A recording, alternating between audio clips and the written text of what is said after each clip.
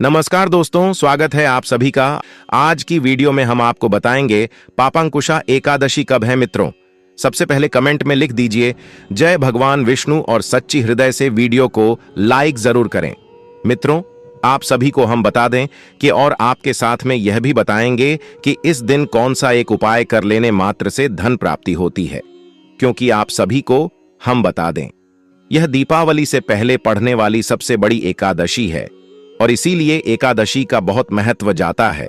और इससे पहले हम आपको यह भी बता दें कि नवरात्रि के बाद पढ़ने वाली एकादशी है, इसलिए दीपावली और नवरात्रि की वजह से इस एकादशी का महत्व बहुत अधिक बढ़ जाता है। और इसी कारण से जो भी कार्य करती है, जो भी उपाय करते हैं, इस एकादशी के दिन तो उन्हें विशेष लाभ प्राप्त होता है। और इस एकादशी को मामूली एकादशी समझने की भूल भी मत करना, क्योंकि आप सभी को हम बता दें स्वयं भगवान विष्णु स्वयं उसे व्यक्ति को अपना असीम आशीर्वाद प्राप्त करवाते हैं। जो भी व्यक्ति इस एकादशी का व्रत रखता है या फिर पूजा पाठ नहीं भी करता है, तब भी आपको इस वीडियो को पूरा जरूर देखना चाहिए, क्योंकि यह एकादशी को मामूली एकादशी समझने की आप चेष्टा भी मत करना। क्योंकि भगवान विष्णु स्वयं कहते हैं वेद और पुराणों में कि यह एकादशी सबसे श्रेष्ठ मानी जाएगी, क्योंकि इस एकादशी के बाद पापा का अंत हो जाता है। चलिए हम आपको सभी जानकारी बारी बारी से बता देते हैं। साथ में हम आपको यह भी एकादशी की संपूर्ण कथा भी बताएंगे। इसलिए अगर आपको वीडियो छोड़ना है तो अभी छोड़ दीजिए, नहीं तो बीच बीच में वीडियो छोड़ने से आपको पाप भी लग सकता है। जय भगवान विष्णु। जो भी इस वीडियो को सच्चे मन से, सच्चे हृदय से पूरा देखें, उसके जीवन के सभी कष्ट दूर कर देना एवं उसकी हर एक मनोकामना पूरी कर देना। सच्चे हृदय से वीडियो को लाइक जरूर कर दे मित्रों, क्योंकि ऐसी ज्ञानवर्धक जानकारी आपको कहीं और नहीं मिलने वाली। क्योंकि महायोग टीवी चैनल का संकल्प है जन सेवा जन कल्याण करना, यानी कि हर एक नागरिक को यह जानकारी बिल्कुल ही फ्री माध्यम से हर व्यक्ति तक पहुंचाना। मित्रों, चलिए जान लेते हैं। मित्रों, कमेंट बॉक्स में जय भगवान विष्णु जरूर लिखें। पापांकुशा एकादशी कब है, जाने सही डेट, पारण, टाइमिंग और महत्व। इस साल 13 और 14 अक्टूबर को 2 दिन पापांकुशा एकादशी का व्रत रखा जाएगा। धार्मिक मान्यता है कि इस दिन विष्णु जी की पूजा आराधना से जीवन के समस्त पापों से छुटकारा मिलता है। अश्विन माह के शुक्ल पक्ष की त्रयोदशी तिथि को पापांकुशा एकादशी व्रत रखा जाएगा। यह विशेष दिन विष्णु जी की पूजा अर्चना के लिए समर्पित माना जाता है। दृक पंचांग के अनुसार इस साल पापांकुशा एकादशी व्रत 2 दिन रखा जाएगा। 13 और 14 अक्टूबर को पापांकुशा एकादशी है। धार्मिक मान्यता है कि पापांकुशा एकादशी व्रत रखने से जातक को सभी पाप और कष्टों से छुटकारा मिलता है। श्री हरि विष्णु जी की आराधना से जीवन में सुख, समृद्धि और खुशहाली आती है। एकादशी व्रत रखने के साथ कुछ नियमों का खास ध्यान रखना चाहिए। आइए जानते हैं पापांकुशा एकादशी व्रत का सही डेट, महत्व और नियम।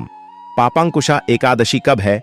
दृक पंचांग के अनुसार पापांकुशा एकादशी की शुरुआत 13 अक्टूबर 2024 को सुबह 9:08 पर होगी और 14 अक्टूबर 2024 को सुबह होगी 6:41 पर इसका समापन होगा। गृहस्थ जीवन वाले लोग 13 अक्टूबर को पापांकुशा एकादशी व्रत रख सकते हैं। वहीं वैष्णव संप्रदाय के लोग 14 अक्टूबर को पापांकुशा एकादशी व्रत रखेंगे। पारण, टाइमिंग। दृक पंचांग के अनुसार 13 सितंबर को पापांकुशा एकादशी का व्रत रखने वाले साधक 14 अक्टूबर को दोपहर 1:16 से लेकर 3:46 तक व्रत का पारण कर सकते हैं। वहीं 14 अक्टूबर को व्रत रखने वाले लोग 15 अक्टूबर को सुबह 6:22 से लेकर सुबह 8:40 व्रत का पारण कर सकते हैं। पापांकुशा एकादशी क्यों महत्वपूर्ण है? धार्मिक मान्यताओं के अनुसार पापांकुशा एकादशी के दिन भगवान पद्मनाभ की पूजा की जाती है। इस व्रत रखने और विष्णु जी की पूजा अर्चना से समस्त पापों का नाश होता है। साथ ही श्री हरि विष्णु जी प्रसन्न होकर साधक को सुख, समृद्धि और ऐश्वर्य का आशीर्वाद देते हैं।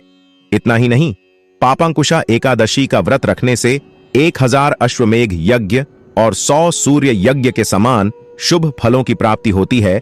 भगवान विष्णु की पूजा व साथ में श्री विष्णु सहस्रनाम का पाठ अत्यंत आवश्यक है। भगवान विष्णु के दो पूर्ण अवतार हैं, राम व कृष्ण। अपने अपने इष्ट हैं, दोनों एक हैं।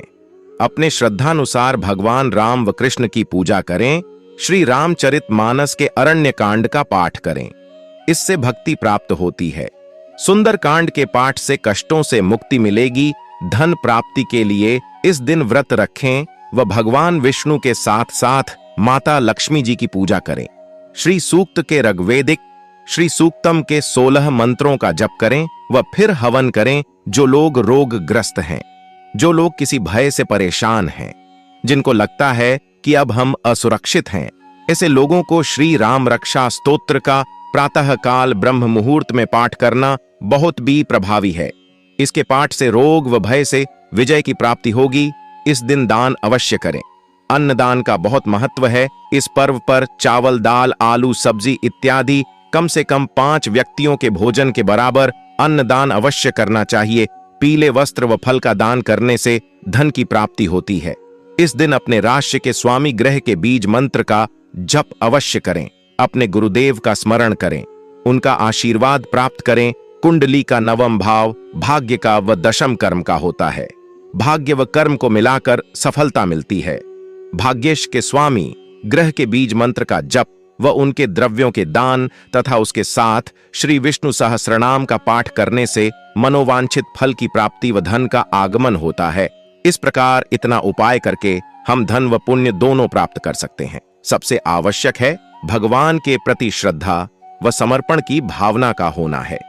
गीता के 18वें अध्याय में 66वें श्लोक में भी भगवान ने पूर्ण समर्पण की बात की है। भगवान विष्णु की इस दिन समर्पण पूर्वक पूजन करें व अपने जीवन को धन्य करें। एकादशी पर कर सकते हैं ये उपाय। एकादशी पर भगवान विष्णु तथा श्री कृष्ण की पूजा की जाती है। वस्तुतः यह तिथि भगवान विष्णु को ही समर्पित की गई है, इसलिए इस दिन उनके ही निमित्त उपाय किए जाते हैं। ये उपाय निम्न प्रकार हैं। एकादशी पर भगवान विष्णु तथा लक्ष्मी की पूजा कर उन्हें पीले चंदन और केसर में गुलाब जल मिलाकर तिलक करें। इसी तिलक से स्वयं भी तिलक लगाएं और काम पर निकलें। ऐसा करने से कार्य अवश्य पूर्ण होता है। एकादशी के दिन व्रती करें और उस दिन एक नारियल को थोड़ा सा काटकर उसमें बूढ़ा और देसी घी मिलाकर भर दें। फिर इस नारियल को वापस बंद कर दें और किसी ऐसे स्थान पर मिट्टी में थोड़ा सा नीचे दबा दें जहां आसपास में चींटियों का बिल हो। जैसे जैसे चींटियां उस घी मिले बूढ़े और नारियल को खाएंगी, आपकी आर्थिक समस्याएं खत्म होने लगेंगी। कुछ ही दिनों में सभी तरह की आर्थिक समस्याएं दूर हो जाएंगी। यह भी पढ़ें, अपनी डेट ऑफ बर्थ से जानिए कैसा रहेगा आपका भाग्य। यह है आसान उपाय। एकादशी के दिन डंठल वाले पान के पत्ते पर रोली अथवा कुमकुम से श्री लिखकर भगवान विष्णु को अर्पित करें। इसके बाद पूजा करें। पूजा पूर्ण होने के बाद इस पत्ते को लाल कपड़े में लपेटकर तिजोरी में रख लें। ऐसा करने से जल्दी नौकरी में प्रमोशन होता है। बिजनेस करने वालों के लिए भी नए अवसर खुलने लगते हैं। एकादशी पर भगवान कृष्ण को नारियल और बादाम का भोग लगाएं। पूजा के बाद इस नारियल और बादाम को छोटे बच्चों को खाने के लिए बांट दें। इस तरह लगातार 27 एकादशियों तक करने से हर इच्छा पूर्ण होती है। इस दिन उनके प्रिय मंत्र AUM नमो भगवते वासुदेवाय का 21 माला जप करने से व्यक्ति पर अचानक आने वाले कष्ट दूर होते हैं। यदि किसी दंपत्ति के संतान नहीं हो तो उसे एकादशी के दिन से संतान गोपाल मंत्र AUM श्री ह्रीं क्लीं ग्लौं देवकी सुत गोविंद वासुदेव जगतपते देहि में तनयम कृष्ण त्वामहम शरणम गतः का जप आरंभ करना चाहिए। इस मंत्र का प्रतिदिन एक माला 108 बार जप करने से शीघ्र ही संतान होने का योग बनता है। डिस्क्लेमर: यहां दी गई जानकारी ज्योतिष के ज्ञान पर आधारित है तथा केवल सूचना के लिए दी जा रही है, इसकी पुष्टि नहीं करता है। किसी भी उपाय को करने से पहले संबंधित विषय के एक्सपर्ट से सलाह अवश्य लें। मित्रों, जो भी भक्त इस कथा को पूरा सुनता है, उसे जो भी उसके जीवन में गलती से किए हुए पाप होते हैं वह हमेशा के लिए नष्ट हो जाते हैं और भगवान विष्णु के ऐसी कृपा होती है कि उसके जीवन में सुख समृद्धि की कभी कमी नहीं रहती एवं सभी मनोकामनाएं इच्छाएं उसकी पूरी हो जाती है। अगर आपने कमेंट बॉक्स में जय भगवान विष्णु ने लिखा हो तो जरूर लिख दीजिए। पापांकुशा एकादशी व्रत कथा। आश्विन शुक्ल एकादशी धर्मराज युधिष्ठिर कहने लगे कि हे भगवान, आश्विन शुक्ल एकादशी का क्या नाम है? अब आप कृपा करके इसकी विधि तथा फल कहिए।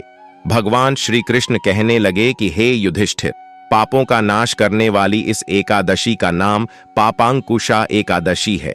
हे राजन, इस दिन मनुष्य को विधिपूर्वक भगवान पद्मनाभ की पूजा करनी चाहिए। यह एकादशी मनुष्य को मनवांछित फल देकर स्वर्ग को प्राप्त कराने वाली है। मनुष्य को बहुत दिनों तक कठोर तपस्या से जो फल मिलता है, वह फल भगवान गरुड़ ध्वज को नमस्कार करने से प्राप्त हो जाता है।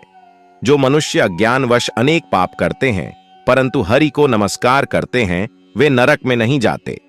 विष्णु के नाम के कीर्तन मात्र से संसार के सब तीर्थों के पुण्य का फल मिल जाता है।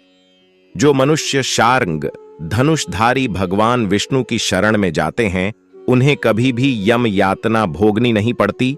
जो मनुष्य वैष्णव होकर शिव की ओर शैव होकर विष्णु की निंदा करते हैं, वे अवश्य नरकवासी होते हैं।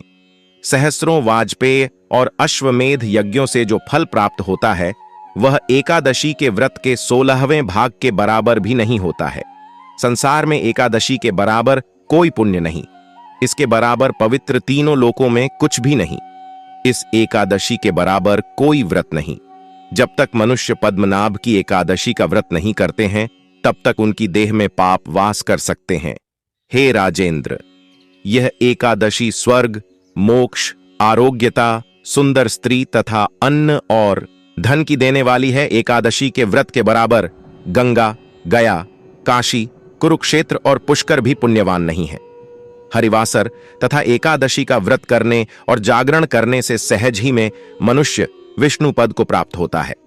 हे युधिष्ठिर, इस व्रत के करने वाले 10 पीढ़ी मातृपक्ष, 10 पीढ़ी पितृपक्ष, 10 पीढ़ी स्त्री पक्ष तथा 10 पीढ़ी मित्र पक्ष का उद्धार कर देते हैं।